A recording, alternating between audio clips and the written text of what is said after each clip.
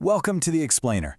Today, we're diving straight into some ancient texts to unpack what is honestly one of the most incredible narrative shifts in history. To get us started, I want you to picture something. Imagine you're walking up to this massive, just beautifully constructed cathedral. The stained glass is gleaming, right? There's a choir singing in absolute perfect harmony, and the priests are up front in their full regalia executing all these ancient, intricate rituals flawlessly. They aren't missing a single beat. From the outside looking in, it feels like the absolute pinnacle of religious devotion. But here is the devastating secret to that entire scene. The building, it's completely, fundamentally empty. The VIP, the actual, living, divine presence of the God they are supposedly there to worship, has permanently evacuated the premises. And honestly, the most terrifying part of this whole setup is that literally nobody inside the building even realizes the guest of honor has left. The narrative is pointing out this deep, almost hardwired psychological bias we have. We tend to just assume that as long as the institutional machinery is humming along and the lights are still on, well, God must inherently be right there in the room. Which brings us to the massive, foundational question for our explainer today. What actually happens when God evacuates a building? We are going to trace how this devastating exit sets the stage for arguably the most radical plot twist in all of human history. The exact moment when human beings themselves are destined to become the new sacred architecture. Okay, let's dive right into this. To really understand this monumental shift, we've got to rewind the clock all the way back to 593 BC. We find a priest named Ezekiel, and he's just sitting there on the muddy riverbanks of Babylon. He has been totally stripped of his vocation because, well, he's a captive in exile. Now keep in mind, the dominant theology back then was highly territorial. The Israelites had this absolute bedrock assumption that God lived exclusively in one zip code, the stone temple back in Zion. If you were stuck in Babylon, you were in profane, unclean enemy territory. You were completely cut off from the divine.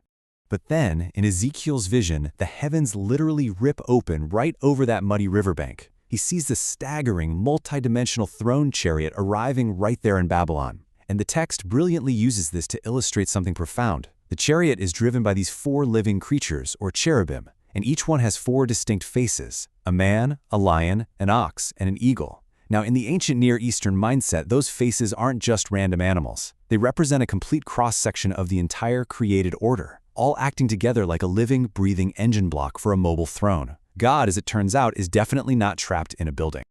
To really grasp how this cosmic chariot operates, we need to look at a hardline distinction in the original Hebrew text. Ruach versus kavod. Ruach translates to spirit.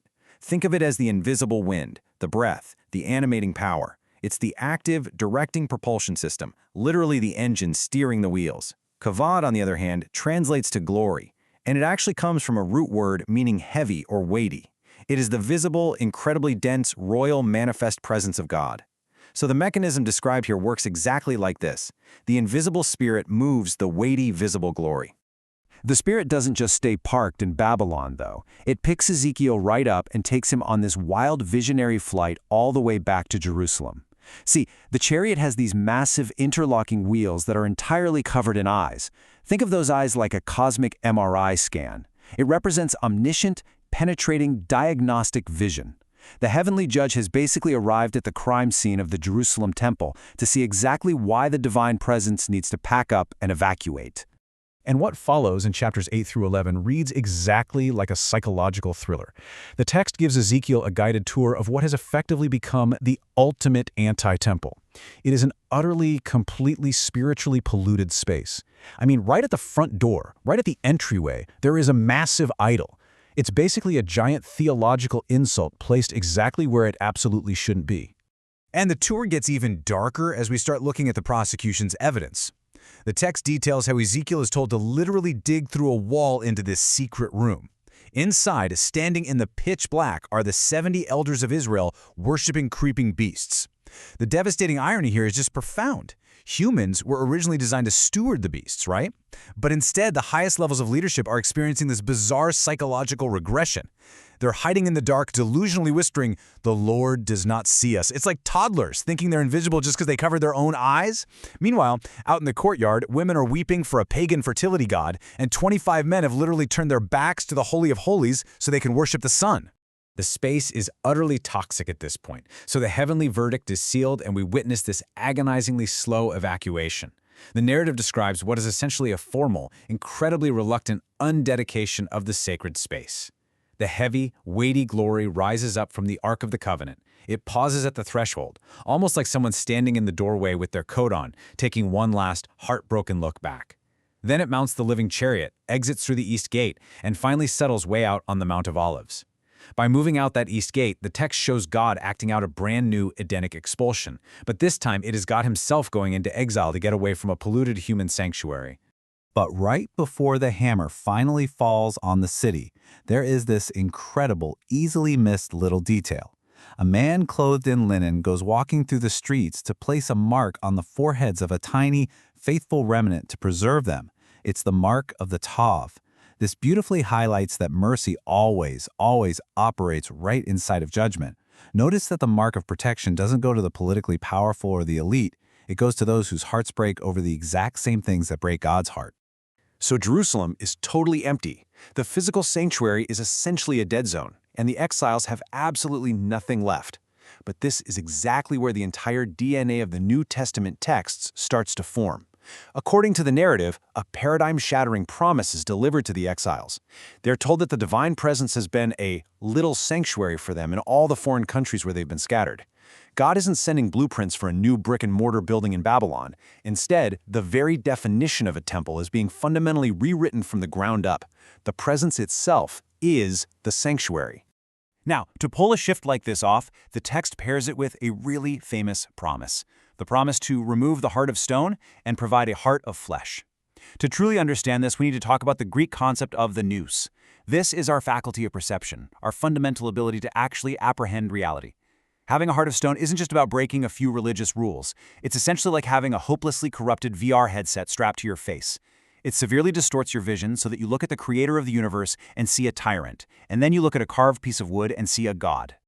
So the crucial point we need to take away here is that this promise of a new heart of flesh, it's actually a complete operating system wipe and reinstall. It clears out the virus. God is described as creating a living, hyper-responsive human perception that is finally capable of recognizing and, more importantly, holding that heavy manifest presence of God we talked about earlier. Let's actually look at how this builds across the entire biblical timeline through what we can call the hierarchy of filling. Back in Genesis, the Spirit hovers over chaotic waters. Fast forward to Exodus, and the glory fills the tent in the wilderness. In Kings, the glory fills Solomon's massive stone temple. But right here, the era of stone buildings is permanently over, done. The final step arrives in Acts, where the Spirit fills humanity itself. The texts are presenting a reality where sacred space is being completely rebuilt, but this time from the inside out. To see the real climax of this entire textual project, the narrative fast-forwards roughly 600 years to the exact geographical spot where the glory parked when it evacuated Jerusalem, the Mount of Olives. And who is standing there? Jesus. The text frames him as the ultimate kavod, the heavy, manifest glory of God completely tabernacling in human flesh. And from that exact spot, he ascends into the heavenly throne room to take his seat as the king. Now pay close attention to the precise moment the king is enthroned. We hit Acts chapter 2, the day of Pentecost. The mechanism triggers, but it is fundamentally changed. The dedication fire doesn't land on a stone altar, and it doesn't fill a stone room. It dramatically divides. The fire literally splinters and lands directly on the heads of individual human beings. Guys, this is the total exact reversal of Ezekiel. Back in Ezekiel's vision, remember, the internal spiritual cancer of the people is what drove the divine presence completely out of the building. But here at Pentecost, the narrative shows that the internal purification of the people, accomplished through Christ, is what actually allows the divine presence to move permanently in. The people themselves have become the new Holy of Holies. And this brings us to the ultimate restoration of the human vocation. Pentecost isn't just about individual believers getting cool spiritual superpowers so they can do miracles. Not at all. It is the official commissioning of the church as the new mobile throne chariot. Just like those cherubim we saw at the very beginning, humans are now framed as royal priests. We're meant to act as a mobile sanctuary, literally carrying the heavy manifest presence of God outward to expand the borders of sacred space to the very ends of the earth. Which leads us straight to the breathtaking climax of this entire cosmic narrative in the book of Revelation, chapters 21 and 22. When the final vision of the New Jerusalem is revealed, the absolute most shocking architectural detail is what's missing. There is no temple building. None. Why? Because the veil is completely gone. From a cosmic perspective, the entire universe is being tuned into God's living room. So I want to conclude this explainer with a highly provocative thought for you to chew on as you go about your day. You aren't just looking at a dusty history of ancient architecture here. According to these texts, you are currently living right in the middle of the transitional phase of cosmic history. The ultimate unyielding goal detailed in the narrative is for the divine to inhabit the human space permanently. So, if the cosmos is the ultimate holy of holies and purified humanity is the new sacred architecture, how will you live as the threshold today?